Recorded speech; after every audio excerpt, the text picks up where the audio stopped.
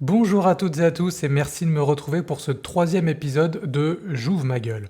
Alors, avant de démarrer, d'aller plus loin, je voudrais vous dire un grand merci. Merci pour l'accueil que vous avez fait aux deux premières vidéos. Merci pour votre bienveillance, merci pour tous vos repartages.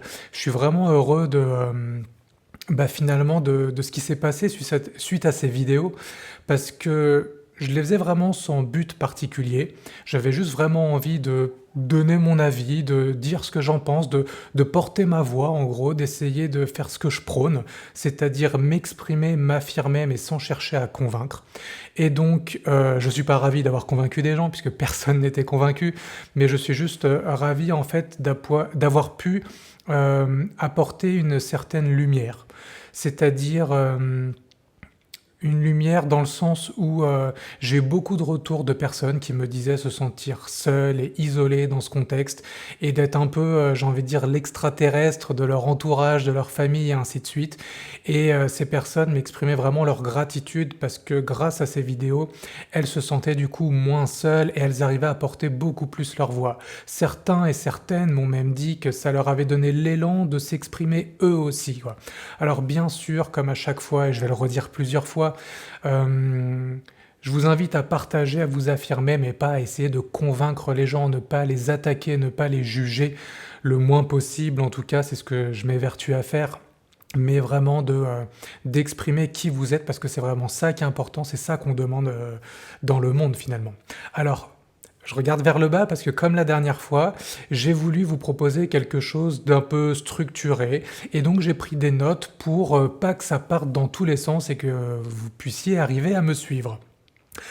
Dans cette troisième vidéo, j'ai envie d'aller un petit peu plus loin et d'accompagner vraiment sur ce qui se met en place au fur et à mesure dans notre quotidien, par rapport aux mesures, par rapport au contexte, mais ça va au-delà vraiment des mesures.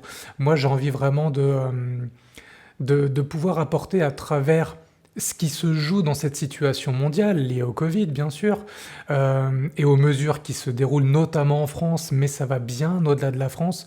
J'ai vraiment envie toujours de pouvoir vous apporter un regard toujours bienveillant et qui finira par déboucher sur comment on construit la suite, comment en fait la suite est d'ores et déjà là, ici et maintenant, et comment on va avancer tous ensemble. Euh, voilà, je voulais vous partager aussi, parce que je l'ai réentendu plein de fois récemment, et notamment dans une série que je regarde en même temps, en ce moment, j'avais envie de partager quelques mots de, visiblement, Albert Einstein, qui disait que la folie, c'est de répéter inlassablement les mêmes choses en espérant des résultats différents. Et aujourd'hui, ça se joue à notre échelle individuelle, bien sûr, on ne peut pas s'attendre à ce que notre vie soit différente si on fait toujours la même chose, mais de manière générale, en tant qu'humain, de cette humanité qui remonte à plus de 10 000 ans maintenant, en tout cas les civilisations qui sont telles que ça remontent à plus de 10 000 ans, parce que je pense que ça va bien au-delà de ça. Euh, eh bien, j'en parlais dans la deuxième vidéo, on reproduit une énième fois le même schéma, c'est-à-dire qu'on a une société pyramidale qui a une espèce d'élite en haut qui veut diriger tout ce qui se passe en bas, on a un système économique qui est croissant et qui du coup va atteindre une limite, puisque le capitalisme c'est vraiment de engranger, engranger, engranger, engranger, mais dans un environnement qui lui est limité. Alors en principe la vie est illimitée, il y a l'abondance, mais quand on vit contrairement aux lois de la vie et de la nature et de la physique même, et qui fait qu'on va piocher à foison sans laisser le temps au renouvellement, eh bien on vient petit à petit épuiser nos réserves, et c'est ce qui se passe au niveau climatique et ressources, où on voit que tous les ans à peu près à la même période, on va y arriver, la fin juillet, début août. Généralement, les climatologues viennent nous dire qu'aujourd'hui, on vit à crédit, c'est-à-dire qu'on commence à consommer des ressources qui n'ont pas été produites. C'est comme ça qu'on appauvrit tout le système. Donc voilà. Euh, Aujourd'hui, je ne vais pas vous parler de climat, mais on va vraiment avancer sur la situation ensemble. Donc, merci de me retrouver pour cette vidéo.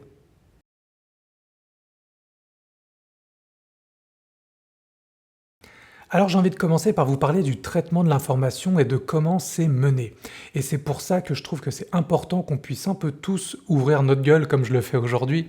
Euh, Parce que si on s'en tient aux médias mainstream, encore une fois, j'en avais parlé un petit peu dans la vidéo d'avant, ben on se rend compte qu'il y a vraiment un axe et que l'information n'est pas neutre, ce n'est pas juste une information. L'information est biaisée par un avis et par un besoin qui est caché derrière. Et aujourd'hui, le besoin, clairement, il est à la fois économique et à la fois, on pourrait dire, si on part vraiment dans des extrêmes, j'ai envie de dire, de manipulation de l'individu, de lui implanter des choses, que ce soit dans le cerveau ou dans le corps, qui vont à l'encontre de sa liberté et puis de son libre arbitre, ce qui revient à peu près à la même chose. Donc j'ai envie juste de prendre quelques petits exemples comme ça, pour vous montrer un petit peu ce qui se passe. On nous montre des choses en France, dans les médias, comme je dis, dans les médias mainstream, parce qu'il y a vraiment des médias alternatifs. Et par exemple, est-ce que vous aviez entendu parler aux informations de ce qui s'est passé en Angleterre il y a quelques semaines, du peuple qui est descendu dans les rues, qui a manifesté, après s'être fait vacciner en masse? Ils sont descendus dans les rues parce qu'ils se rendaient compte qu'ils tombaient tous malades, les uns après les autres. Et du coup, ça a créé un problème, puisque ce vaccin qui est censé nous prémunir de la maladie, finalement a créé la maladie. Donc voilà, le peuple anglais est descendu dans les rues, sans masque bien entendu, ça les masques je vais revenir juste après, mais ils sont descendus dans les rues et pour manifester leur incompréhension finalement, et puis leur, comment je pourrais dire ça, leur mécontentement, puisque d'une certaine manière ils ont été un petit peu floués. Mais ça, on n'en a pas entendu parler. Il y a pas longtemps aussi, il y a un avocat qui s'appelle Maître Devisio de mémoire, qui avait reçu des SMS pendant une interview disant, qui ramenait l'information comme quoi en Israël, qui ont été les premiers à vacciner finalement, c'était en décembre dernier, il y a plus de 7 mois, un petit peu plus de 7 mois, commençaient à avoir beaucoup d'effets secondaires, et notamment sur le système cardiovasculaire à base d'AVC, d'embolie pulmonaire, d'insuffisance respiratoire et de thrombose, et puis j'en passe, des vertes et des pas mûres. Et d'une certaine manière, eux commencent à avoir un petit recul sur les effets qui peuvent se passer. Mais ça, pareil, on n'en parle pas, ou alors, si jamais c'est traité, on dit qu'il n'y a aucune corrélation entre la vaccination et les effets générés. Seulement, avec notre politique de vaccination à nous, en masse, en faisant une grosse pression, notamment en ce moment sur les jeunes et le personnel soignant, j'ai envie de dire que pour Noël, il se peut qu'on ait certaines surprises. Bref, je veux pas non plus créer la peur à outrance, ni créer une espèce d'angoisse qui va être latente jusqu'à ce moment-là, mais en tout cas, c'est possible. Donc, le fait que ça arrive ne va rien changer, puisque c'est déjà fait en fait. On va juste pouvoir observer, avoir un recul peut-être avant les 10 ans. Comme je disais dans la précédente vidéo, 10 ans, c'est à peu près le temps nécessaire pour vérifier que le vaccin est efficace, qu'il n'y a pas d'effet secondaire, que la balance bénéfice-risque penche en termes des bénéfices. Enfin voilà, il y a tout un truc comme ça, j'en ai parlé plus en détail avant. On passe en France maintenant. En France, qu'est-ce qui s'est passé? Au 14 juillet, il y a eu énormément de manifestations. Il y a des milliers et des milliers, peut-être même des millions de personnes, dans tous les endroits confondus, qui sont descendus dans les rues. Qu'est-ce qu'on peut voir sur les antennes de BFM? Un groupe de gens en disant oui, quelques anti-vax se descendent dans les rues et manifestent, en gros, une paille, quoi. Ou si on a les chiffres officiels, il paraît que 114 000 personnes sont descendues dans les rues en France. Moi j'aurais envie de dire, vu la masse de personnes qu'il y avait, 114 000 personnes, c'est peut-être uniquement ce qu'il y avait à Paris. Peut-être même dans des villes moins grosses. Quand on sait qu'il y a eu des dizaines et des dizaines de villes qui ont manifesté ce jour-là, avec des nuages de personnes, tellement ils étaient nombreux et qu'on pouvait pas distinguer les individus, que, à mon avis, on est encore une fois en dessous de la réalité. Mais ça, vous le savez déjà, à chaque fois qu'il y a une manifestation, il y a toujours, d'après la police, il y a 8 pèlerins, d'après les manifestants, il y a 4 milliards de personnes. Je pense qu'on peut tabler à peu près entre les deux, puisque chacun forcément va exagérer son chiffre pour vraiment appuyer ce qu'ils veulent mettre en avant finalement. Donc je pense que les manifestants surestiment, les forces de l'ordre, les instances officielles de sondage, les médias et tout minimisent grandement, et je pense que si on tape à peu près au milieu de ces deux chiffres, on se rapproche peut-être de la vérité. Ensuite, le Portugal. Le Portugal, j'y vis, donc je vois ce qui se passe. Et j'y vis depuis presque un an maintenant, donc je commence à avoir un assez gros recul, surtout dans le milieu médical, parce que ceux qui me suivent savent que bientôt j'ai un bébé qui va naître, et donc du coup on s'est baladé d'hôpital en hôpital pour avoir les analyses, les échographies, traiter les petites frayeurs qu'on s'était fait en début de grossesse, et ainsi de suite. Donc on a vu ce qui se passait.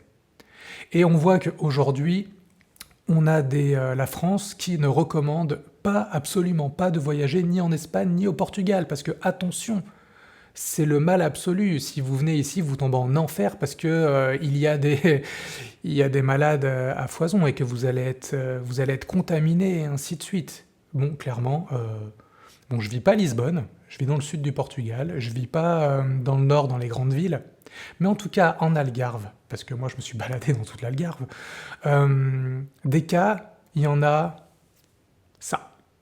C'est-à-dire quelques cas isolés. Mais dès qu'il y a un cas ou 5 cas, ils nous font passer la carte en rouge en disant «Oh là, attention, danger, propagation, blablabla, on va confiner, on va faire ci, on va faire ça». Chose qui est dite mais qui n'est jamais mise en place finalement. Nous, on n'a jamais été confinés, on est toujours sortis. Il y a un couvre-feu que les restaurateurs respectent, que les magasins respectent, parce que d'une certaine manière, ils sont un petit peu obligés, mais finalement, on peut sortir et il n'y a pas de problème. On croise la police tous les jours, personne ne nous arrête en nous demandant quoi que ce soit. Donc voilà. Pour être allé à l'hôpital, comme je disais, on nous disait il n'y a pas très longtemps que les hôpitaux étaient saturés et qu'ils étaient obligés d'envoyer les malades jusqu'en Italie. Nous, les hôpitaux sont déserts. Bon, je parlerai pas du fait qu'on m'ait refusé d'entrer avec Anaïs, sachant qu'ils étaient 3 pèlerins dans l'hôpital, personne dans la salle d'attente, mais du coup les conjoints n'étaient pas admis. Bon, passons. Mais en tout cas, les hôpitaux étaient vides. Et que ce soit à Portimao, donc pas loin de là où on est, que ce soit à Faro, que ce soit n'importe où ailleurs dans les centres de santé ici. Tout est vide. Sauf aux heures où la vaccination est ouverte pour les gens qui veulent se faire vacciner. Dans ces cas-là, là, il y a une certaine affluence, je dois admettre. Mais quand je dis affluence, voilà, il y a une queue avec 10-15 personnes, quoi. Tous les jours. Mais voilà, bref. Donc de là à dire que c'est un pays dangereux dans lequel il ne faut pas aller, c'est complètement faux. Tiens, autre exemple. On était en week-end, le week-end dernier. Et on discute avec notre hôte qui est hollandais. Et qui nous dit, bah voilà, moi en principe je suis booké, je suis full et tout, voilà. Mais il y a des annulations parce que les agences de voyage hollandaises n'ont pas le droit de vendre des séjours vers le Portugal. Donc s'ils passent par Airbnb, s'ils prennent leur billet d'avion par eux-mêmes, ça passe. Mais une agence de voyage n'a pas le droit de passer par exemple par Booking et de proposer un vol associé à la résidence, à une résidence quelconque au Portugal. Pourquoi? Ça, c'est les consignes qui sont passées en fait. Donc vous voyez à quel point c'est compliqué quand on écoute les médias mainstream qui traitent l'information. C'est pour ça que je vous encourage à écouter des gens qui parlent, que ce soit des gens comme moi, que ce soit des gens, des médias alternatifs. Vraiment, je repense encore une fois à Artisans de Lumière, à Réinfo Covid, et puis à d'autres dont je ne me rappelle pas, que j'ai pas en mémoire là. Mais allez vous renseigner. D'une certaine manière, prenez l'information de tout, dans tous les sens. Et ensuite, faites en sorte que ça crée votre propre bon sens. Ne dites pas des choses ou ne faites pas des choses parce que Eric a dit, parce que BFM a dit, parce que Artisan de Lumière a dit, parce que un tel ou une telle a dit. Vraiment développez des choses par rapport à vous. Voilà, je vérifie que j'ai rien oublié.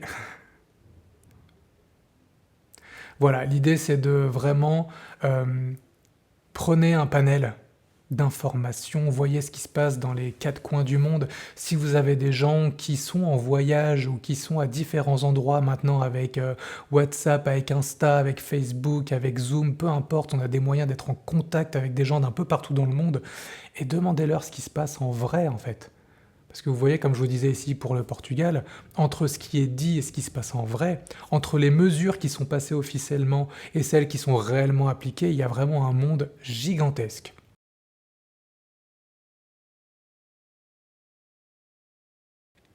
Alors oui, il y a plein d'aberrations dans la façon dont est gérée cette pseudo-crise, hein. Je dis pseudo parce que voilà, on pourra en reparler. Bah tiens, on va en parler maintenant, tiens, improvisation.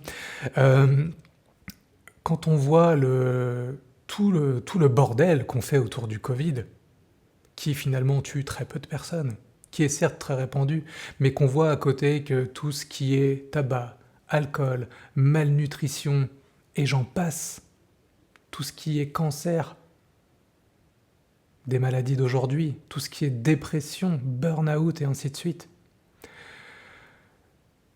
Ça passe au relais, c'est des trucs qu'on ne peut pas traiter parce que vous comprenez, c'est long et tout, mais là, bizarrement, d'un truc comme ça, on nous en fait un truc comme ça, et puis on vient mettre énormément de choses en place, toutes plus aberrantes les unes que les autres. Alors je voudrais revenir un instant d'abord sur les vaccins. Parce que, ok, j'ai vu passer un petit peu partout que oui, on est vacciné pour la rougeole, la rubéole, le DT polio, le tétanos, blablabla, et j'en passe, je les connais même pas tous. Et qu'aujourd'hui, un vaccin de plus ou un vaccin de moins, ça va pas changer la face du monde. Sauf que oui, ce vaccin-là est quand même différent. Je vous renvoie à la vidéo que j'avais fait avant, mais on est quand même sur quelque chose d'expérimental, qui a été créé récemment, en réponse urgente à la soi-disant pandémie. Euh, donc voilà, pour moi en effet il y a un problème. C'est est-ce que du coup c'est juste de faire ça comme ça en omettant tout ce qui marche à côté, finalement, qui a été prouvé, et pourquoi il n'y aurait que le vaccin comme seule réponse? Et qu'en est-il de l'hydroxychloroquine, et puis de l'artémisia, et d'autres dont je ne me rappelle pas les noms là tout de suite, parce que je ne les ai pas notés forcément, mais qui ont fait leurs preuves et qui marchent à des endroits, et on est venu tout de suite dire non, non, non, allez, on met ça de côté, c'est pas viable. Qu'est-ce qui se passe, quoi?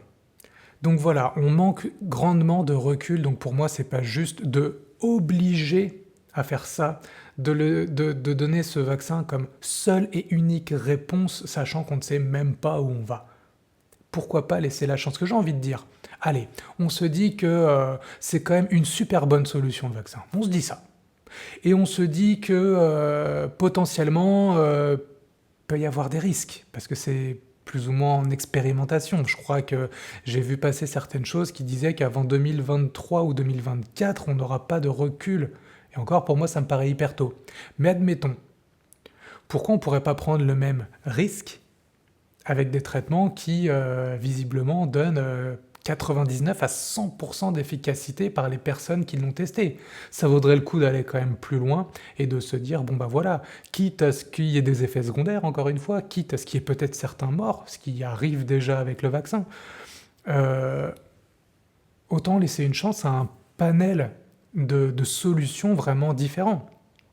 Et là, je vous parle même pas de l'approche hygiéniste, vitaliste, naturopathique qui viendrait à renforcer le système immunitaire. Là, je parle de si la réponse est un traitement, pourquoi ne pas essayer ça? Après, bien sûr, il y a d'autres moyens de prévention dont je viens de parler. Et encore une fois, je vous renvoie vers les nombreux naturopathes qui parlent de tout ça et des gens qui sont experts dans la santé et non pas dans la maladie. Attention, je fais la nuance.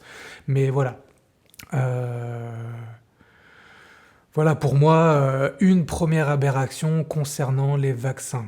Euh, Après, si je voulais aller un petit peu plus loin sur les vaccins en disant que pour moi, et ça découle de mes recherches, la couverture vaccinale qui dit que au-delà d'un certain pourcentage de personnes vaccinées, ça crée une immunité de masse. Et donc du coup, ça marche. Mais moi j'ai envie de dire, excusez-moi, mais c'est un mythe. C'est un mythe parce que vous pouvez aller voir plein de youtubeurs qui vont cracher sur les antivax et qui vont vous pondre des vidéos qu'ils ont lues d'ailleurs, hein, parce que bien sûr ces gens-là n'ont pas étudié eux-mêmes, mais sans jugement, désolé. Enfin si je juge un peu forcément quand je dis ça, parce que je suis pas d'accord avec cette manière de faire, mais on nous dit qu'il faut qu'il y ait un certain pourcentage de personnes pour qu'il y ait une immunité globale. Mais ça n'a encore une fois pas été prouvé. Je vous renvoie à ce que je disais dans la dernière vidéo sur l'étude qui a été faite en Suède par les personnes qui étaient contemporains de la vaccination contre la variole et qui ont clairement montré que couverture vaccinale max ou couverture minimale entre la Suède et la Norvège, eh ben, on a les mêmes courbes, on a la même extinction de la maladie et qu'on est plus visiblement sur de l'isolement et de l'hygiène plutôt que sur de l'efficacité de la vaccination. Mais vu que la vaccination a été mise en place, on ne peut pas exclure non plus que ça ait eu un impact. Mais voilà, et donc du coup, c'est là-dessus qu'on se base après pour nous vendre les vaccins en disant allez-y, allez-y à foison, faites-vous piquer dans tous les sens parce que c'est comme ça que ça marche, quoi. Dès les premiers instants de la vie d'un bébé, et là je vais y être confronté bientôt, on vient nous mettre la pression en disant voilà, la nature a mal fait les choses, vous avez des corps complètement imparfaits, donc on va vous les perfectionner avec nos produits créés par la chimie, déconnectés de la nature, quoi. Encore une fois, je dis que les molécules actives dans la nature sont actives parce qu'elles sont entourées de ce qu'on appelle un totum, c'est-à-dire l'ensemble de l'énergie de la plante et de ses composants, aussi bien la partie physique que la partie moléculaire, qui est plus ou moins la même chose, mais aussi la partie énergétique et vitale qui la compose, quoi. Et ça, c'est important à prendre en compte. Du coup, c'est pour ça que je dis que la couverture vaccinale est pour moi un mythe. C'est mon avis, ça n'engage que moi, mais je vous le partage. Deuxième chose, j'avais dit que j'en parlerais, c'est les vaccins. Les vaccins, ce sont les masques. Les masques, j'ai du mal à croire que les masques ce soit efficace. C'est-à-dire que la crédibilité sur l'efficacité du port du masque, pour moi, est un peu aberrante. Pourquoi? Parce que, admettons que les masques chirurgicaux fonctionnent. Tout le monde les porte 50 fois. Moi le premier. Donc, qu'est-ce qui se passe? C'est-à-dire que peut-être la première fois c'est cool, ça marche bien, c'est nickel, mais après ça passe dans les mains. T'as touché des choses, t'es allé dehors, t'as peut-être côtoyé des gens, t'es allé au resto, t'as posé ton masque sur la table pour pouvoir manger. Et puis tu l'as remis, et tu le remets, tu le ressors. Ton sac que t'as posé par terre, bim, tu le mets dans ton sac et tu le réutilises la prochaine fois. Tu le mets dans ta boîte à gants et tu le réutilises. Qui est assez... comment je voudrais dire ça? Pas scrupuleux, si, scrupuleux, je pense, qui, non pas scrupuleux, parce que c'est pas la bonne définition, désolé, je m'embrouille, mais qui est assez pointilleux, voilà, pour prendre un masque, l'utiliser une fois, et dès qu'il le touche avec les mains, le jette et en prend un autre. On parlera plus tard de la dégradation, de la pollution des masques, et ainsi de suite, et encore moins et encore plus de la fabrication, mais voilà. Ensuite, il y a l'option masque en tissu. Les masques en tissu, du coup, qui dit que ton vieux short, auquel tu auras mis 2 bandes, est plus efficace? Quelle est la taille de la maille? Donc du coup, voilà. Pour beaucoup, les masques, ils sont mis ici. Donc en gros, même si on recommande en effet de les mettre là, ils sont quand même mis là. Donc à partir du moment où on tolère plus ou moins, où on fabrique un masque qui peut être mis de travers, quelle est l'efficacité? Après, il faudrait un flic derrière chaque personne pour vérifier qu'il y a un masque. Bon, ça créerait peut-être de l'emploi, mais c'est pas hyper juste. Ensuite, peut-être que ça c'est une info à vérifier, mais je vais vous le dire quand même parce que je l'avais vu passer plein de fois. Paraît-il que la taille d'un virus ou d'une bactérie est beaucoup plus petite que la maille comme ça, que la maille des masques. Donc, masque ou pas masque, ça passe à travers. Donc, à quoi bon? En plus, voilà. Sur un autre aspect par rapport au masque, on sait que, en termes de communication, la communication verbale est hyper importante. C'est-à-dire, il y a les mots que je dis, mais il y a mon regard, il y a le mouvement de mes lèvres, il y a un sourire, il y a une dilatation des nez, il y a un mouvement des oreilles, il y a les mâchoires qui se serrent ou pas, des petits tics des yeux, des froncements de sourcils, des petites moues comme ça et tout, qui donnent des indices. Il y a des gens qui ont écrit des super bouquins pour décortiquer toutes ces micro-expressions faciales. Si je retrouve la référence, je vous la donnerai, mais là, comme ça, je ne l'ai plus. D'ailleurs, tout ça, ça a donné lieu à une série qui s'appelle Lie to Me, Et le mec qui a écrit le bouquin parlant de tout ça, c'est celui qui a supervisé cette série pour vraiment aider l'acteur principal et les scénaristes à amener les dialogues et l'analyse pertinente par rapport à ça. Donc vous pouvez aller voir et vous renseigner sur internet là-dessus. Il y a des très belles choses qui sont faites. Et donc à partir du moment où on est masqué comme ça, qu'on a quelque chose qui nous met les oreilles en Mickey et qui nous bloque le visage comme ça, comment on peut créer un lien, comment on peut avoir envie de communiquer avec quelqu'un qui est masqué, qui en plus, on pourrait se dire, ouais, mais il y a le regard. Mais le regard, faites l'expérience. Gardez le masque comme ça pendant 1 heure, même 5 minutes pour certains. Et voyez si vous arrivez à être pleinement en joie, heureux. Retirez le masque ensuite et voyez comment ça vous provoque une certaine délivrance. Déjà parce que vous vous sentez libre, parce que vous vous sentez voilà, caressé par le vent, vous vous sentez bien finalement et heureux de pouvoir être vous-même.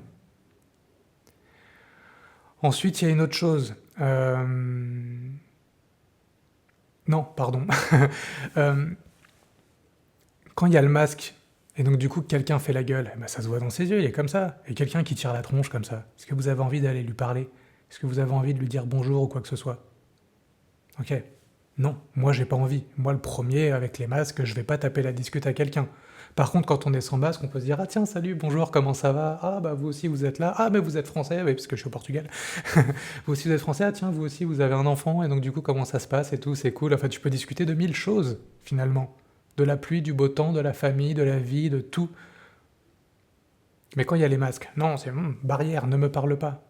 Le truc, c'est que de ne pas se parler, de créer des barrières, ça crée une séparation entre les gens. Et comme, encore une fois, j'en avais parlé dans la vidéo d'avant, c'est quoi qui crée le lien avec les gens? C'est ce qu'on appelle l'ocytocine. C'est une hormone qui circule entre nous, qui circule à l'intérieur de nous. Euh, et l'ocytocine crée le lien d'amour, le lien d'attachement, la connexion. Donc du coup, si on est séparés, on crée moins d'ocytocine, on crée beaucoup plus d'adrénaline, qui est l'hormone du stress, qui est l'hormone de sauf qui peut, tu vois, qui est l'hormone d'alerte, de attention, l'environnement est un danger, mon voisin est potentiellement un danger. Donc quand on vient symboliser ça par un masque barrière, par des gestes barrières, les gestes barrières, c'est pas pour barrer la route au virus. Vous pouvez mettre votre main comme ça, le virus il passera à travers, il va passer entre les doigts, ce que vous voyez. Il y a toujours des petits jours entre les mains. Vous pouvez faire ce que vous voulez, les virus, on est composé de plus de virus et de bactéries que de cellules dans notre corps. Donc faire la chasse aux virus, ça sert à rien globalement. Il y a un truc qui est vraiment hyper cool, qui a été créé comme système de protection, c'est le système immunitaire. Il laisse aller ce qui va, il repousse ce qui ne va pas. Donc renforçons cette barrière immunitaire plutôt que de renforcer la barrière qui nous coupe du monde et qui nous coupe des autres. Voilà ce que le masque entraîne. Je continue sur les aberrations. C'est une partie qui va être un petit peu plus longue, mais vous allez voir, ça va être rythmé et tout, ça va être cool. Tout ce qui est couvre-feu et loisirs.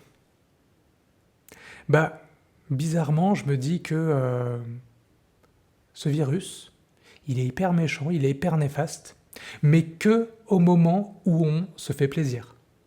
Le soir, couvre-feu. Tu vas pas voir les gens que tu aimes, avec qui tu aimes passer du bon temps.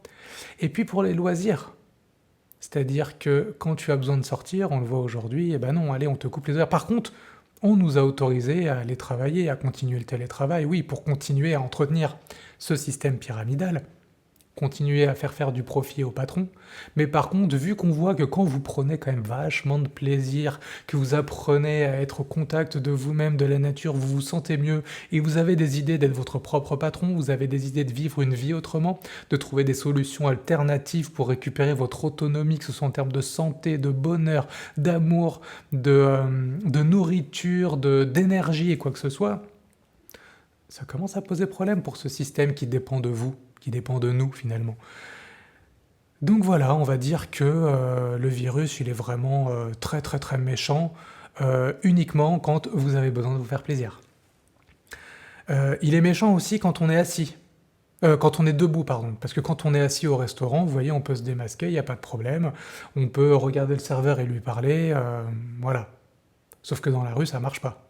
On ne peut pas faire ça. Dans la rue, on peut pas se dire, bah tiens, il y en a un qui a un masque, l'autre le met pas, par exemple. Déjà, ça limiterait peut-être. Puis chacun son tour. Euh, Voilà, je retourne dans mes notes, hein, parce que j'ai eu plein d'idées qui m'étaient venues. Voilà, autre aberration en termes de loisirs et de rythme de vie par rapport au couvre-feu et tout. Euh, Ça pose problème quand on fait un repas en famille, qu'on est 10 à faire la teuf. Allez, même 50. Admettons qu'on fasse une grosse soirée, on est 50. Par contre, les gens qui sont par milliers, dizaines de milliers, centaines de milliers dans le métro qui s'entassent pour aller justement contribuer au système pyramidal et aller travailler, euh, pas de problème. Eux, ils ont le droit d'être entassés dans le métro. Il n'y a pas de souci. Par contre, toi, tu es dans ta petite résidence à la campagne, t'invites tes 4 voisins, pour peu qu'il y ait un autre voisin qui soit pas hyper ok et qui te dénonce, parce que ça arrive beaucoup aussi, euh, bah ça pose un problème. C'est hors la loi. Donc d'un côté, quand tu contribues au système, tu as le droit de t'entasser, de te mélanger, de te tousser dessus et ainsi de suite. Par contre, quand tu es à 10 dans une baraque, non. Bon, voilà. Ensuite, tiens, allez, on vient picorer. D'autres mesures comme ça, données aléatoirement. Les confinements. J'ai envie de dire, pour le premier confinement, pourquoi pas? Allez, pourquoi pas, on est face à un gros problème sanitaire, faisons ce qui a marché à l'époque de la variole, isolons les gens, isolons les malades, mettons-les en quarantaine. Allez, go, on le fait une fois. Euh, mais pourquoi refaire confinement sur confinement? À un moment donné, peut-être que soit c'est efficace et on le fait une bonne fois pour toutes, et ça indique tout ça, soit c'est pas efficace et reconfiner les gens ne sert à rien. Mais pourquoi on fait ça? On fait une alternance de ok, vous avez pris trop de liberté, on va vous retenir chez vous. Puis quand on voit que un petit peu tous les chiens sont enragés, on lâche un peu la bride, on lâche la laisse, on les laisse revaquer à leurs occupations. Allez, on va passer un petit hiver au ski, allez, on va l'été, on va à la plage, on lâche un peu du lest, puis comme ça, pendant qu'ils sont occupés, on crée des mesures complètement aléatoires, là je vais venir juste après. Euh, et puis hop, on vous renferme. Aujourd'hui, on parle déjà de combien? Je perds le compte de troisième, quatrième vague peut-être, en septembre, et de confinement possible. Mais les mecs sont dans les bureaux, ils savent ce qui va se passer dans 3 mois. Il y aura une quatrième vague, il y aura un nouveau confinement. Alors oui, il y a peut-être des experts qui étudient les pics et tout.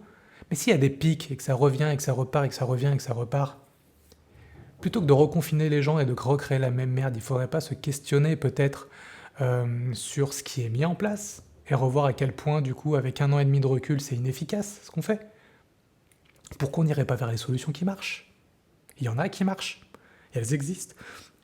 Pardon, et je vous en ai cité tout à l'heure.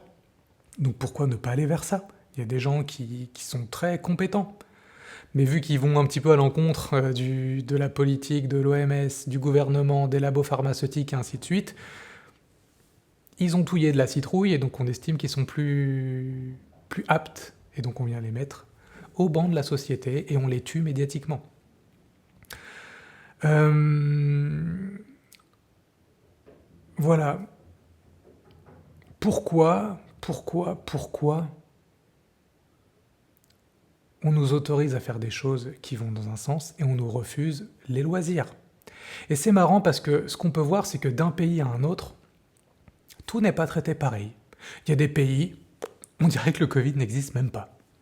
Il y a des pays où on dirait que c'est la peste qui est revenue et c'est le scandale sanitaire. Puis il y a des pays, ça va, ça vient, et puis ça se balaye entre ces deux extrêmes en termes de mesures et d'application.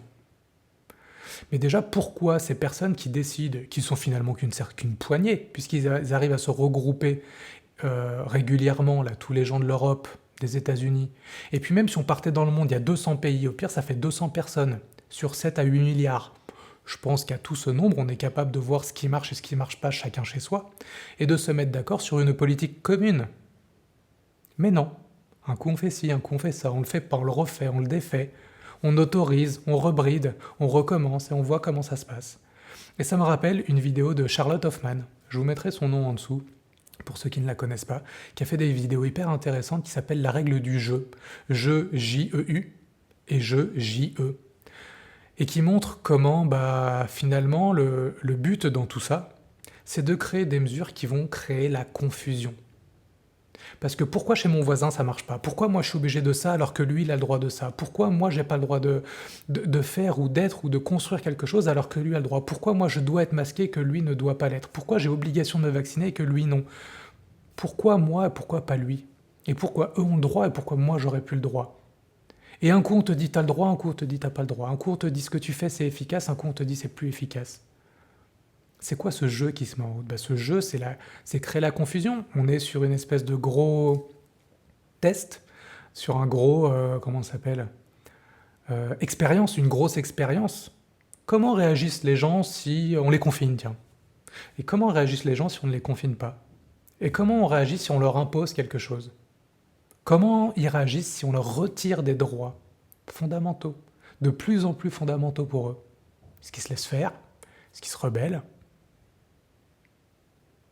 Donc du coup, il y a quelque chose comme ça, et oui, plus on crée la confusion, plus on retire notre sens critique, notre pouvoir de décision, puisque finalement, on ne sait plus à qui se vouer. C'est vraiment ce qui ressort beaucoup ces derniers temps, c'est qu'on ne sait plus à qui faire confiance. Alors dans ces cas-là, vu qu'on ne peut plus accorder sa confiance à l'extérieur, je le dis depuis longtemps, beaucoup le disent depuis longtemps, on ramène la confiance à l'intérieur. Et c'est comme ça qu'on développe son sens critique, c'est comme ça qu'on crée la confiance à l'intérieur, c'est comme ça qu'on nourrit la sécurité à l'intérieur. C'est pour ça qu'on nourrit la sécurité à l'intérieur, c'est pour ça qu'on se nourrit soi-même, c'est pour ça qu'on prend soin de sa santé soi-même, de son bonheur soi-même, et qu'on fait tout à l'intérieur pour soi. Nous sommes les seuls aptes à savoir ce qui est juste pour nous. Et à côté de ça, allez que je te crée des suppressions de lits d'hôpitaux. Alors ça fait des années que ça existe. Mais à un instant où on dit que au Portugal il n'y a pas assez de lits, en France il n'y a pas assez de lits, qu'il n'y a pas assez de place pour accueillir les gens et qu'on fait appel au bon sens de chacun de rester chez eux pour éviter d'être malade et avoir à partir en soins intensifs, blablabla. Pourquoi on ne crée pas des lits d'hôpitaux? Pourquoi on met tout l'argent dans des vaccins? Encore une fois, pourquoi on en met zéro dans des lits d'hôpitaux, dans du personnel soignant compétent, qui aide à traiter l'urgence, plutôt qu'après à devoir les envoyer dans d'autres pays X ou Y, pour peu que ça ait été vraiment fait. Après, je dis pas qu'il n'y en a pas un ou deux qui y sont allés, mais voilà quoi.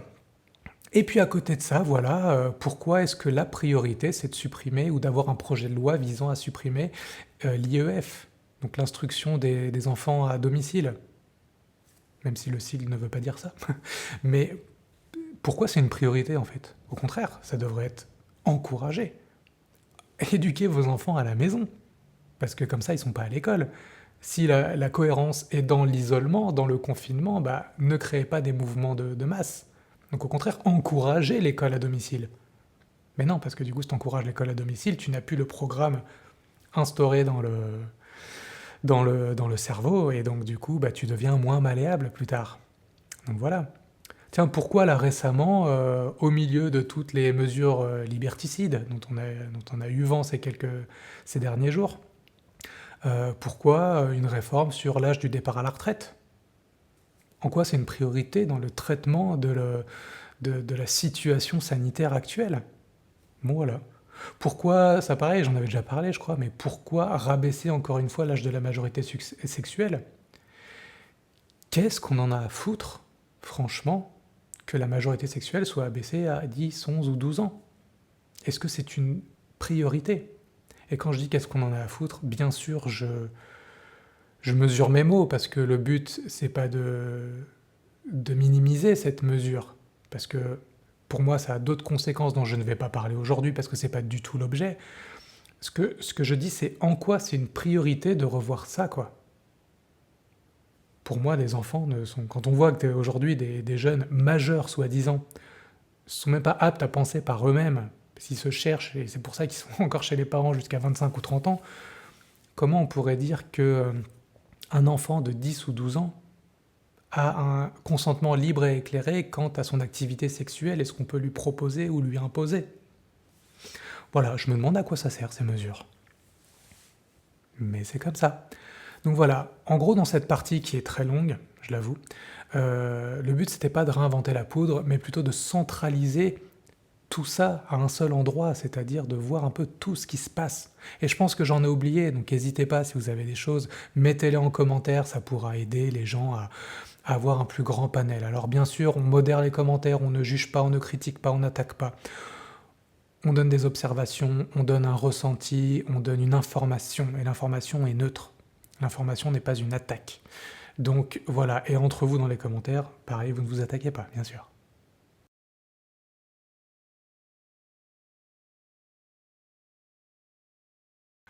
Alors, même s'il est très tentant de remettre toute la responsabilité sur la gestion du gouvernement, sur les mesures qui sont mises en place, sur Macron qui encore récemment a dit il faut absolument réunifier le sommet et la base. Le sommet étant lui et ses potes, et la base c'est nous, là, les grouillots là, qui contribuons à ce système. Donc déjà, il s'estime supérieur à nous puisque lui c'est le sommet.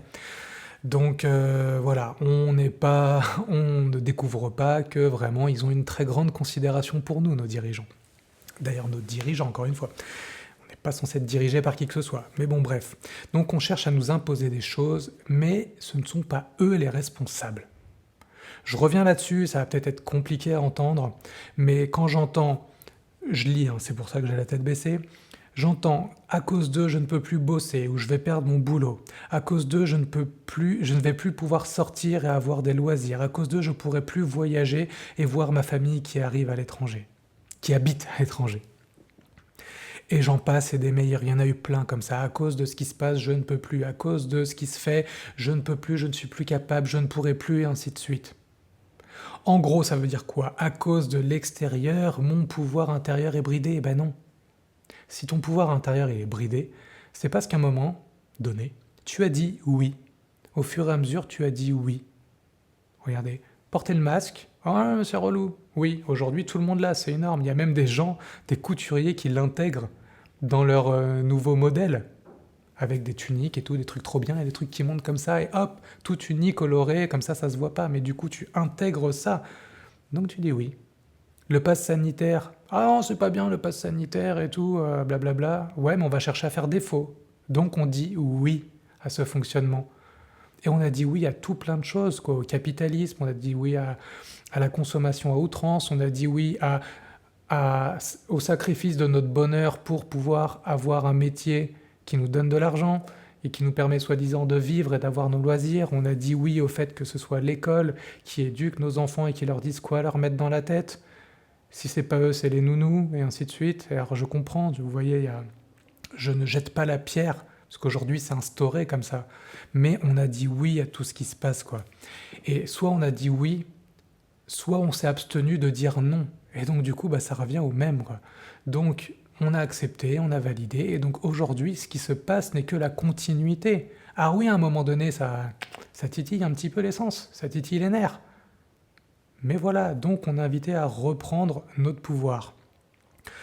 Euh, et c'est ce qui se passe, c'est ce que je vois moi quand j'accompagne les gens en individuel.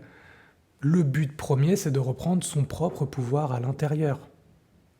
Et jusque-là, on l'a donné à l'extérieur. Donc j'en ai parlé dans les autres vidéos, je ne vais pas revenir plus loin. Mais en gros, se retourner contre les gens qui décident de ce qui se passe aujourd'hui, ce n'est pas le bon combat à mener. Encore une fois, le bon combat à mener, ce n'est même pas un combat, c'est une création.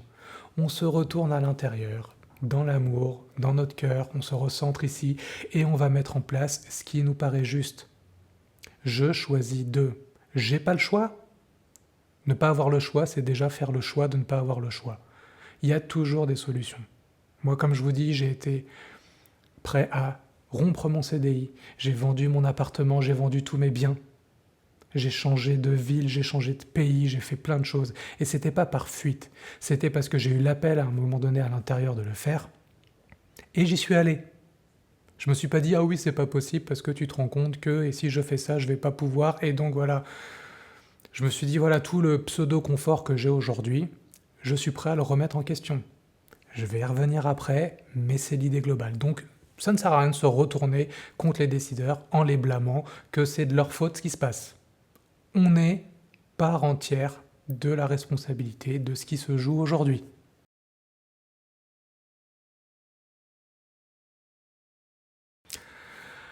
Alors oui, j'ai appris dans ma vie que tout est message, tout est enseignement.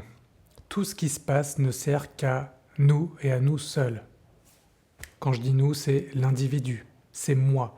Tout est un message pour moi, tout est un enseignement pour moi. Et oui, ce qui se passe, dans tous les cas, il y aura des morts.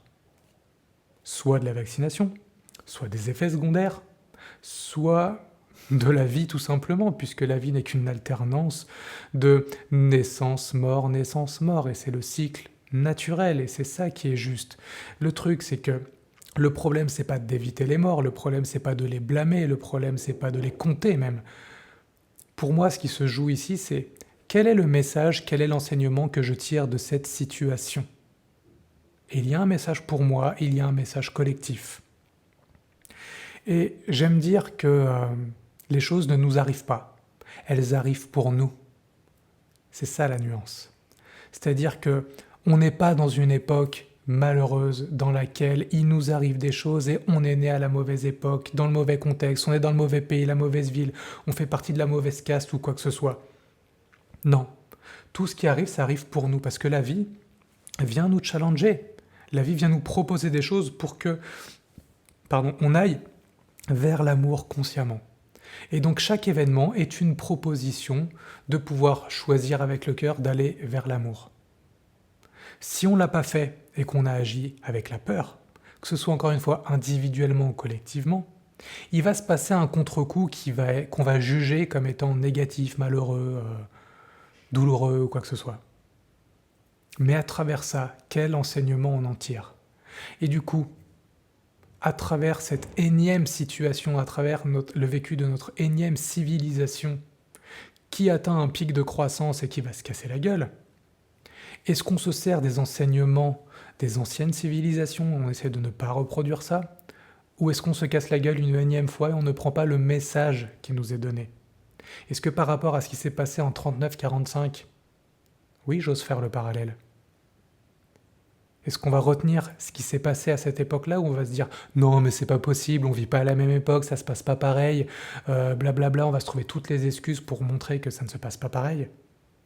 Ou est-ce qu'on va retenir cette leçon qui est récente dans notre histoire puisqu'elle a même pas 100 ans, donc c'était hier à l'échelle de l'humanité? Est-ce qu'on va retenir la leçon qui nous a été transmise hier pour l'appliquer aujourd'hui et ne pas retomber dans les mêmes travers? Ça nous appartient, c'est un choix qu'on va faire et il se passera ce qui se passera en fonction de ça. Tout est message, tout est enseignement.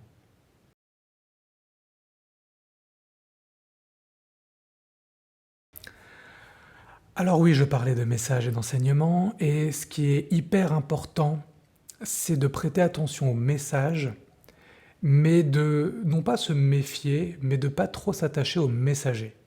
Comme je l'ai dit, ne me croyez pas sur parole, mais ne croyez personne sur parole.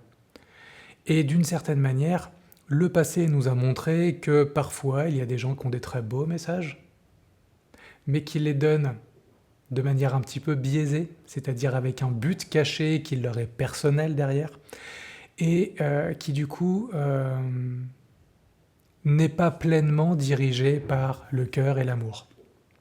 Je dis ça parce qu'il y a pas longtemps, il y a quelques jours, je vois, alors je vais le nommer, Florian Philippot, qui est à la tête des Patriotes, qui anciennement était un parti qui était au parti FN, Front National, avec Marine Le Pen et tout. Et encore une fois, je ne cherche pas à stigmatiser les gens ni à cracher dessus, peu importe, chacun voit midi à sa porte. Mais ce que je me souviens, c'est que les mesures de ce parti-là et des dérives et j'ai envie de dire des branches qui ont été créées, c'était quand même de dire la France aux Français, qui était de fermer les frontières, qui était de sortir de l'Europe parce que voilà, on voulait récupérer notre nation, notre patrie, et le but c'était une séparation mais à l'échelle mondiale. Donc aujourd'hui, je dis pas que c'est le cas, mais je dis pas que c'est pas le cas. C'est-à-dire que je dis juste attention, gardons notre pouvoir, écoutons le message et attention à ce qui va en être fait derrière. Parce qu'aujourd'hui, je vois bien, comme Marine Le Pen avait pu le faire à une certaine époque, de surfer sur les desiderata des Français, de surfer sur les ras-le-bol des Français pour créer un programme en disant « je suis avec vous », mais qui derrière va quand même mettre des mesures qui vont être compliquées pour beaucoup. Et là où ce genre de parti qui s'appelle les Patriotes, Bah, les patriotes, c'est quoi? Ça veut dire qu'on est un peu sur un clan, quoi, sur une ethnie, on est sur un groupe déterminé, et qu'on se doit de conserver ce truc-là en nous, et du coup, bah, de se séparer un petit peu du monde, au-delà des biens économiques peut-être, et encore, je sais même pas comment ça pourrait être mis en application. Mais pour moi, c'est compliqué, quoi. Pour moi, on est, comme je l'ai dit dans la vidéo précédente, si se- on contribue à la séparation, bah, ça ne va pas dans le sens de la réunification et de l'amour. Moi, j'ai même envie de dire qu'on ne devrait plus avoir de pays. On a une planète et basta. Et encore, on a un univers. Mais on ne devrait pas avoir une frontière France, une frontière Portugal, une frontière Russie, une frontière Corée, une frontière Mexique, une frontière États-Unis. On est tous des êtres humains vivant sur la même planète et on peut tous être en cohérence. Et on doit tous être en cohérence. On ferait partie des planètes évoluées si on était toutes en cohérence. Si on vivait en tant que fraternité, et là je reprends encore une fois les mots de Ami, L'Enfant des étoiles, ces merveilleux livres dont je vous ai parlé déjà, et qui dit justement que les planètes primitives sont encore les planètes qui se croient séparées les unes des autres, qui créent des pays, qui créent des différences, qui n'ont d'amour que pour les personnes qu'ils côtoient, c'est-à-dire les amis et la famille, ceux qu'ils estiment être leurs frères et sœurs, leur famille, voilà, sans prendre en compte que l'humanité entière est une famille. Et donc on ne peut pas juste être nous au détriment des autres, ça ne peut pas fonctionner comme ça. Et donc, ce que je dis là-dedans, c'est méfiance des gens qui ont des messages justes, cohérents, qui peuvent paraître en accord avec vous puisqu'ils vont aller se rebeller contre un système. Et je dis pas que c'est pas leur vraie conviction. Je dis juste attention à ce qu'il va en faire derrière, parce que souvenez-vous quand même que dans moins d'un an, en mai 2022, il va y avoir les élections présidentielles. Et que du coup, on va très probablement se retrouver confronté à un Macron qui commence déjà à, à reprendre la main là-dessus. Et peut-être déjà organiser un truc comme la dernière fois avec le FN. Si c'est pas Marine Le Pen, ce sera peut-être Philippot ou peut-être quelqu'un d'autre. Donc voilà, je ne vais pas vous dire pour qui voter, quoi faire ou quoi que ce soit. Quand je parle de ça, je parle aussi bien sûr de moi, toujours en tout premier lieu. J'ai peut-être des bons messages, mais qui pour vous ne sont pas justes à 100%. Donc prenez ce qui est juste pour vous. Attachez-vous au message et non au messager. Si, de mémoire, il me semble que Jésus disait le même genre de choses. Je me prends pas pour Jésus, hein. Mais c'est ça le truc, c'est que il y a un enseignement et il y a la personne qui le transmet. Et très souvent, la personne, dans son quotidien de tous les jours, est un petit peu différente parfois. Il y a des messages qui sont très justes, mais donc voilà, attachez-vous au message et non au messager, que ce soit pour moi ou n'importe qui d'autre.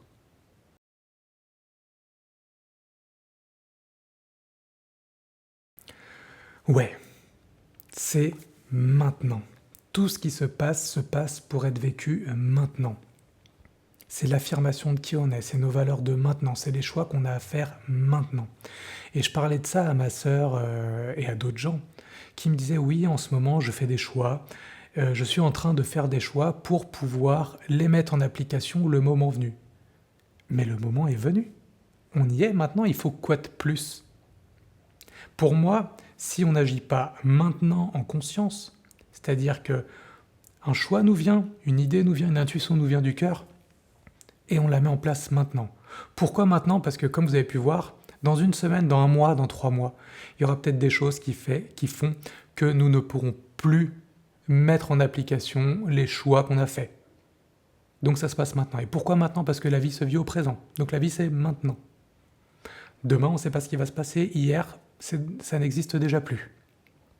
Donc c'est maintenant. Et ça, je vais le répéter quelques fois que c'est maintenant. Pour que qu'on comprenne bien que c'est maintenant. Parce que pour moi, la prochaine étape, c'est quoi? Eh ben, j'ai envie de vous renvoyer vers les films catastrophes, on en a tous vu au moins un dans notre vie. Le moment où c'est la grosse merde et que tout le monde décide de se barrer en même temps.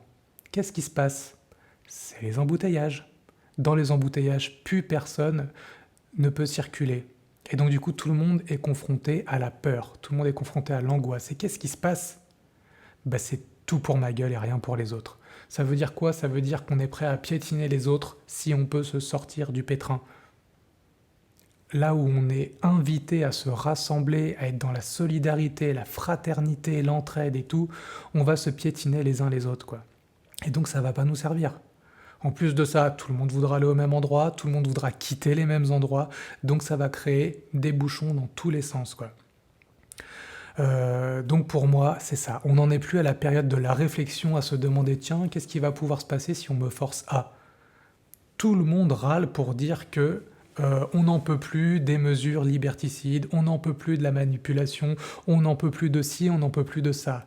Donc il faut quoi de plus? Il n'y a plus à réfléchir. Vous savez ce que vous ne voulez plus. Et du coup, par extension, vous savez ce que vous voulez. Là, il y a eu le message. Il a été transmis depuis toujours. Depuis toujours, il y a eu le message qui a été transmis. Seulement, il est passé par l'interprétation du mental. Ça a réveillé les croyances, les doutes, l'incapacité, la légitimité, les peurs ou quoi que ce soit. Et vous ne l'avez pas fait. Mais donc, du coup, vous êtes toujours coincé dans cette situation. Donc, est-ce qu'on attend quelque chose de plus? Parce que pour moi, ce qui arrivera en plus, euh, ça va être impossible à gérer. Quand je dis impossible à gérer, c'est qu'on va être vraiment dans les scénarios des films catastrophes. Si on considère qu'on n'y est pas déjà, parce que pour moi, on est déjà dans les scénarios des films catastrophes. Donc, euh, donc voilà, on n'en est plus à se dire quand je serai poussé à, je le ferai, quand ce sera le bon moment pour moi, je ferai ci ou je mettrai ça en place. Voilà, je réfléchis tranquillou dans mon salon. Non, on agit maintenant. C'est quand? C'est maintenant.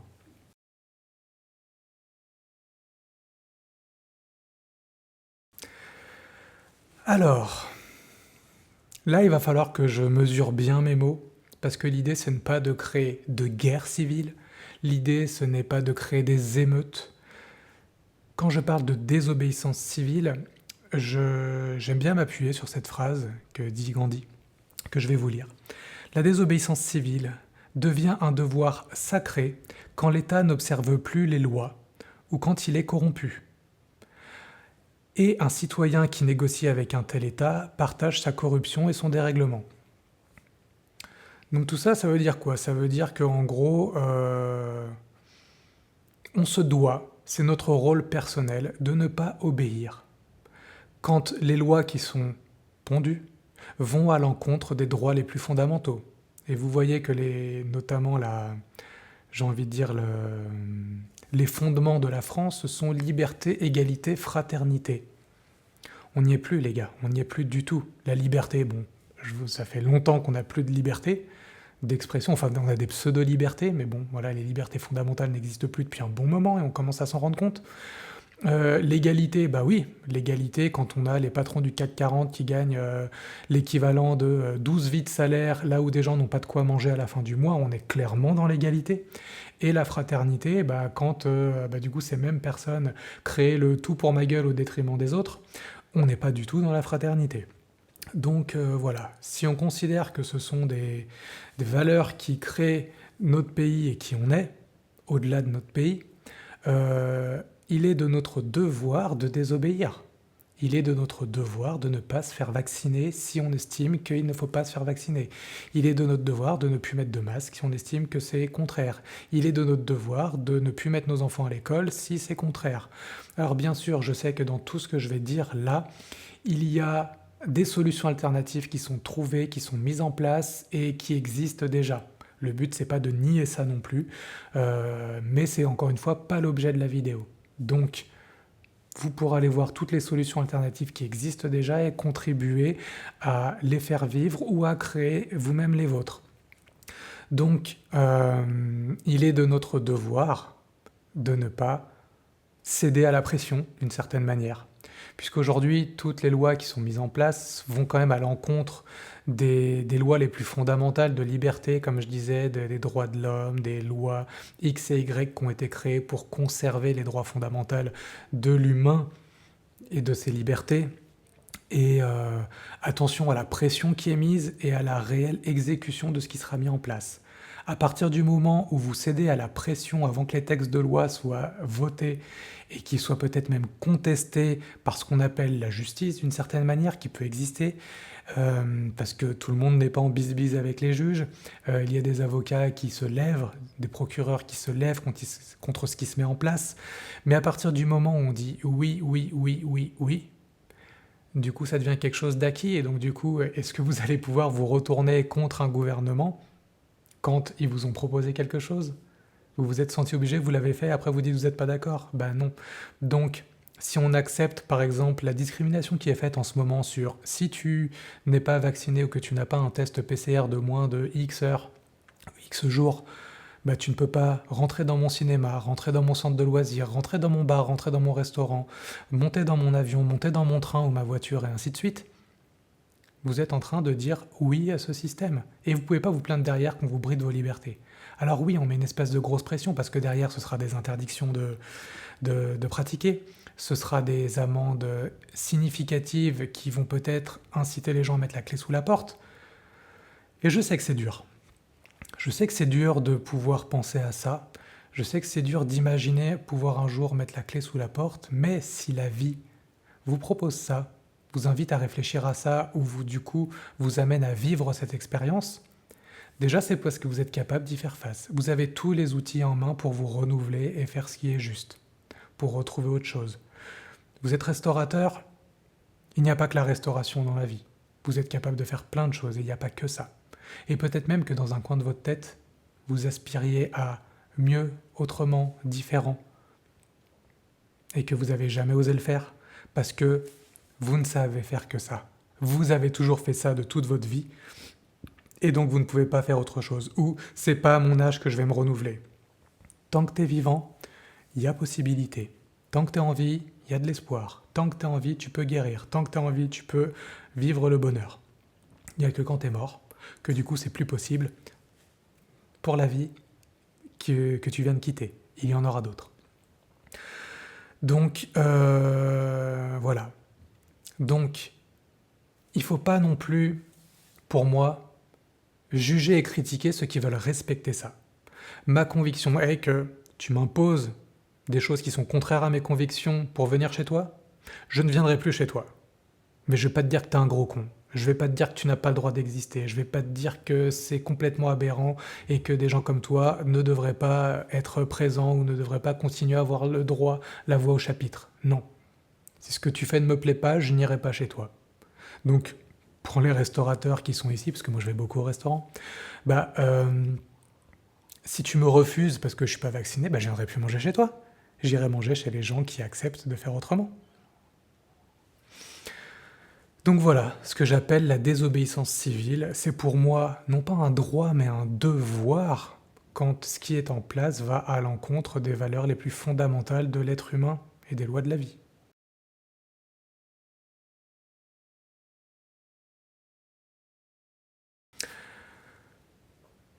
Alors voilà, par rapport au traitement de l'information dont je vous ai parlé juste avant, euh, il y a quand même des choses qui ne vont pas passer inaperçues aux yeux du gouvernement et des instances qui essaient de pondre toutes ces mesures. Ils ont vu les manifs, ils les minimisent peut-être, mais ils les ont vus. Tout ce qui est mouvement collectif sur les réseaux, ils le voient. Toutes les pétitions, même si aujourd'hui je ne sais pas si c'est encore un vrai impact, ils les voient quand même. Ils voient qu'il y a un mouvement de regroupement, une cohésion qui se passe auprès de cette masse, cette base dont Macron parlait, dont je vous parlais au début. Ça se voit. Et donc, il se peut qu'ils reviennent en arrière sur certaines choses. Et donc je vais vous faire le parallèle avec ce que j'ai vécu moi chez Renault, donc du coup à une plus petite échelle. On a eu, je ne sais combien, dans mes 16 ans d'activité, là-bas, on a eu des mesures sur l'âge de la retraite, sur les primes, sur le temps de travail, sur les embauches et ainsi de suite. Et à chaque fois qu'il y a eu quelque chose d'important qui a été annoncé, il y a eu des mouvements de grève, il y a eu des pétitions, il y a eu les syndicats qui ont créé des discussions. Voilà, il s'est fait des choses. Et ce qui s'est passé, c'est que les patrons revenaient en arrière en disant oui, bon, ok, on comprend que c'est pas gérable, donc voilà. Sauf qu'ils avaient fait une proposition de nous mettre tout ça comme carotte, ici.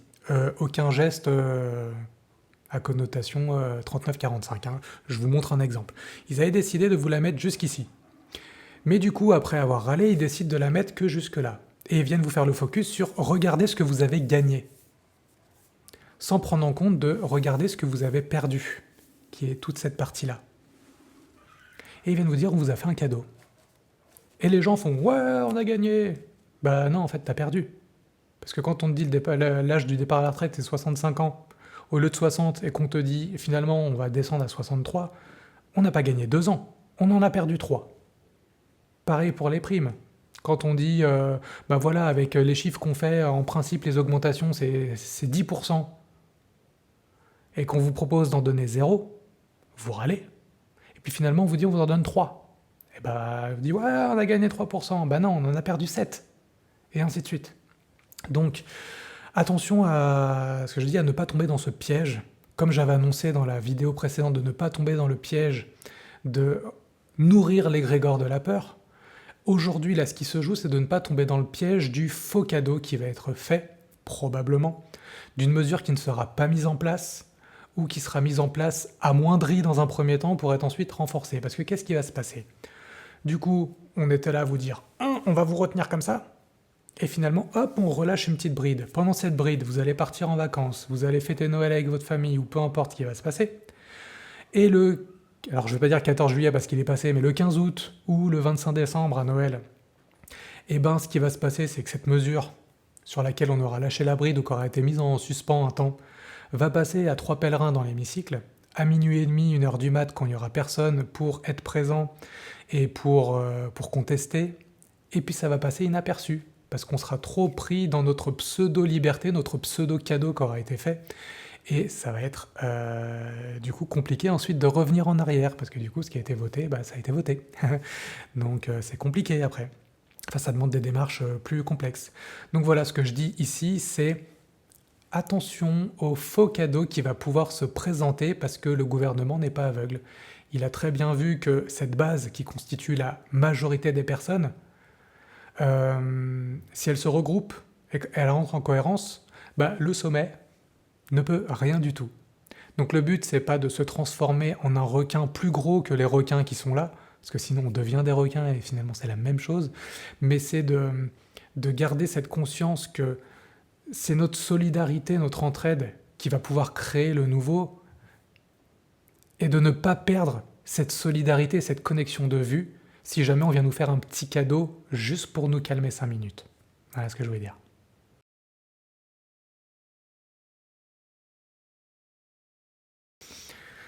Alors oui, après le traitement de l'information, après tout ce que j'ai dit ici, euh, je pense que c'est important de ne pas plonger à outrance là-dedans, dans tout ce qu'on fait. Peut-être même dans mes vidéos, qui sait. Mais voilà, le but c'est d'être informé. Mais l'information est un signal. C'est un signal qui va nous permettre de ensuite faire des choix. En fonction de l'information que je reçois, je décide de ou je ne décide pas de. C'est un peu comme pour moi la douleur. La douleur est un signal. Si j'analyse et que j'identifie d'où vient la douleur et que je décide que la douleur je n'en veux pas, et donc dans ces cas-là je modifie le comportement qui génère la douleur, voilà. Par contre, si cette douleur je ne l'écoute pas et que je la fais vivre tous les jours à l'intérieur de moi, je crée ce que j'appelle la souffrance, c'est-à-dire un mal qui finalement n'existe presque plus puisque le signal douloureux a été là, a disparu, mais on continue de le faire vivre. C'est ce qui se passe souvent dans les dépressions, les ruptures amoureuses, les décès, et ainsi de suite. Dans les maladies aussi, même si pour le coup, là, on continue de faire vivre la douleur physique à l'intérieur en ne changeant pas le comportement qui a causé cette maladie. Bref. L'idée là, c'est de avoir une information. Allez, on nous oblige à nous vacciner. Ok, j'ai l'info. Qu'est-ce que je fais de cette information? Je suis d'accord ou je suis pas d'accord? Voilà. Une fois que c'est fait, quel est l'intérêt de ressasser tous les jours une information de plus, une vidéo de plus, un article de plus, un journal télévisé de plus? Ça sert à quoi de faire vivre ça à l'intérieur de nous? Parce que du coup, on plonge dans une espèce d'indignation, de peur, de colère, de doute, puisqu'on ne sait plus quoi faire, ni... Ah, mais voilà, au fond de nous, on sait ce qu'on veut ou ce qu'on veut pas. Donc, c'est dans ce sens-là que c'est intéressant de régulièrement prendre une information, mais de la majorité du temps, tout le temps, en dehors de cette prise d'information, c'est d'agir. Agir pour faire ce qu'on veut, voir si cette pensée, elle est juste pour nous ou pas. Si dans nos paroles, on est dans la création ou dans la limite. Et si dans nos actions, on est dans une action qui est guidée par le cœur ou guidée par la peur. Et d'agir le plus possible par le cœur, par l'amour. Parce qu'à un moment, même si on est hyper détaché de tout ça, bah regardez tous les jours, un petit peu toute la journée, bah que y a eu X effets secondaires, qu'il y a eu encore une mesure, qu'il s'est passé telle chose dans tel pays ou dans telle ville, qu'il y a encore un article qui dénonce ou qui affirme ou qui confirme ou qui infirme, de revoir une énième vidéo qui va parler de sujets dont on ne maîtrise pas forcément et qui va créer encore plus de doutes, plus que d'informations. Donc voilà, il y a des gens qui font des trucs très pédagogiques, très clairs et tout, c'est ok, regardez si vous voulez, regardez pas si vous voulez pas, écoutez mes vidéos, regardez mes vidéos si vous voulez, ne les regardez pas si vous voulez pas. Je m'inclus là-dedans, bien sûr. Mais l'idée, c'est vraiment ça, quoi. C'est, j'ai une information, qu'est-ce que je fais de cette info? Ensuite, je vais vivre ma vie. Et c'est ça qui est important. Créer sa vie, vivre sa vie, ne pas faire durer une source d'angoisse dans le temps en allant chercher, rechercher, rechercher. Aujourd'hui, je pense que tous autant qu'on est, on a fait un choix, on a un avis. Et bah go, allons créer ce qui est juste pour nous. Et de temps en temps, juste. Tiens, qu'est-ce qui se passe? C'est quoi la nouveauté? Ah oui, qu'est-ce que ça dit? Ok. Qu'est-ce que ça génère en moi? Comment ça résonne? Ok. Je continue comme j'étais, je modifie ce que je faisais. Mais c'est tout. C'est vraiment le seul but de l'information. Confirmer qu'on est toujours dans la bonne direction ou ajuster en fonction des nouvelles données qu'on a et du nouveau ressenti que ça génère à l'intérieur.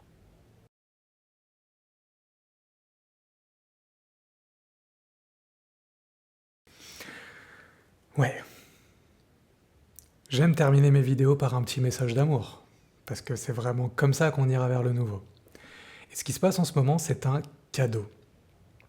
C'est une incitation à se recentrer, à se questionner. Un peu comme le confinement en mars dernier. Il a généré beaucoup finalement d'introspection. Puis finalement, on l'a pris comme un mauvais moment qu'on a passé. Ok, on a pensé des trucs, on a réfléchi à des trucs, on a fait un bilan sur notre vie, ainsi de suite. On s'est rendu compte qu'il y avait des incohérences en nous, qu'il y avait des incohérences dans notre vie, qu'on vivait des choses avec lesquelles on n'était pas tout à fait en accord, qu'on se disait « Oh, ce serait bien, ce serait mieux de faire comme ci ou comme ça ». Mais on ne l'a pas fait. Et donc ce qui se passe aujourd'hui, bah, c'est, j'ai envie de dire, un message de plus de la vie qui, allez, vas-y, tu as eu les idées, tu as eu les infos, vas-y, je t'encourage, va vivre, va créer vraiment ton bonheur, quoi. Et comme le confinement a généré ça, l'interdiction des loisirs génère ça aussi. Si tu ne peux plus aller te divertir, c'est-à-dire te sortir de qui tu es pour aller t'occuper l'esprit pendant tes moments où tu pourrais être avec toi, tu vas aller t'occuper l'esprit à faire quelque chose qui va te sortir de qui tu es, bah, c'est à ça que ça nous invite.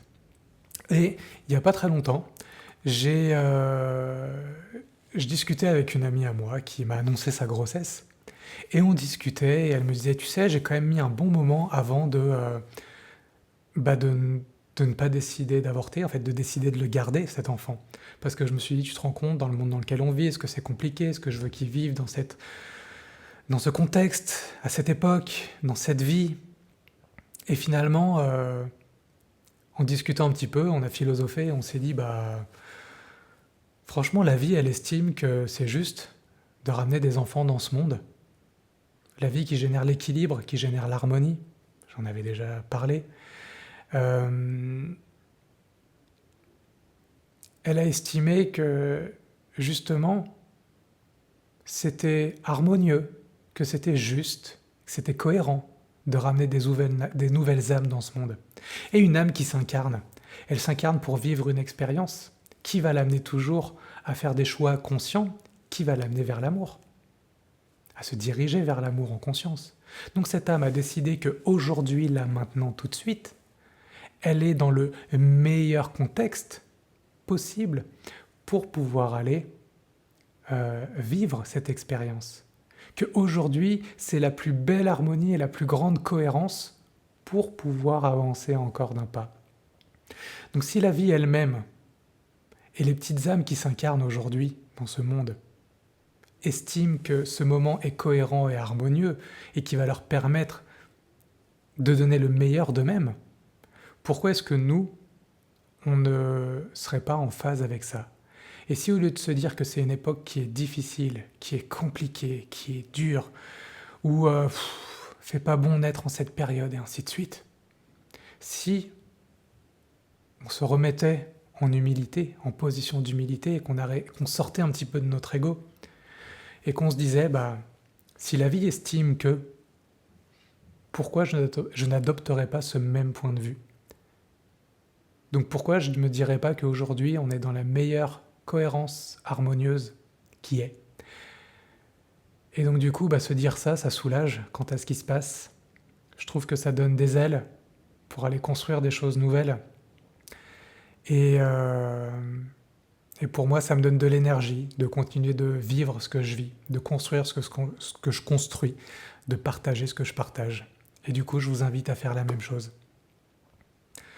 Rayonnez qui vous êtes, vraiment, rayonnez à fond. Créez vous-même des solutions alternatives. Vous pouvez plus aller au resto? Créez des pique-niques dans le parc. Invitez vos amis à manger chez vous. Soyez le restaurant. Vous pouvez plus aller au cinéma? Aujourd'hui, on a encore Internet, on a tous des écrans. On peut acheter des écrans géants, on peut projeter sur des murs. Aujourd'hui, il y a des appareils qui existent et qui peuvent nous permettre de trouver des solutions alternatives pour non plus être au cinéma avec 200 personnes, mais peut-être être au cinéma avec nos amis, notre famille. On peut plus aller dans un bar, créons nos propres cocktails, nos jus de légumes, nos jus de fruits préférés. Inventons en fait le monde de demain. Mais le monde de demain existe aujourd'hui en fait, donc faisons-le émerger. Rayonnez votre amour qui vient du cœur et montrez-le au monde. Montrez de quoi vous êtes capable, montrez que, j'ai envie de dire, comme dans les films, montrez que c'est l'amour qui gagne, c'est à ça qu'on est invité à faire. Je vous remercie beaucoup d'avoir passé ce temps avec moi. Continuez de partager cette vidéo si vous semblez que c'est juste. Partagez-moi, j'ai envie de dire, vos initiatives. Tout ce que vous créez, partagez-les en commentaire pour montrer ce que vous faites, pour montrer comment vous trouvez des nouvelles solutions qui respectent les lois fondamentales de la vie. L'amour, la lumière, l'entraide, la solidarité. Montrez tout ça, exposez-le. Je veux bien me faire le point de convergence de ces initiatives, ou en tout cas un des points de convergence de ces initiatives, parce que d'autres le font aussi, pour montrer ce qui se passe de beau et de merveilleux, pour qu'on voit que c'est possible et pour qu'on voit surtout que c'est déjà là que ça existe.